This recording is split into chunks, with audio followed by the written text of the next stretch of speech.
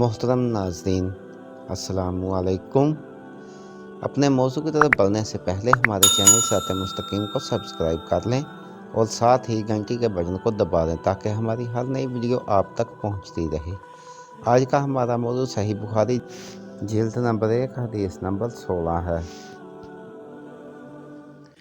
ہم سے ابو الیمان نے حدیث بیان کی، ان کو شعیب نے، ان کو ابو لذناد نے عرج سے، انہوں نے حضرت ابو ہریرہ رضی اللہ عنہما سے نقل کی کہ بے شک رسول کریم صلی اللہ علیہ وآلہ وسلم نے فرمایا، قسم ہے اس ذات کی جس کے ہاتھ میں میری جان ہے، تم میں سے کوئی بھی ایماندار نہ ہوگا جب تک میں اس کے اولاد اور والدین سے بھی زیادہ اس کا محبوب نہ بن جاؤں۔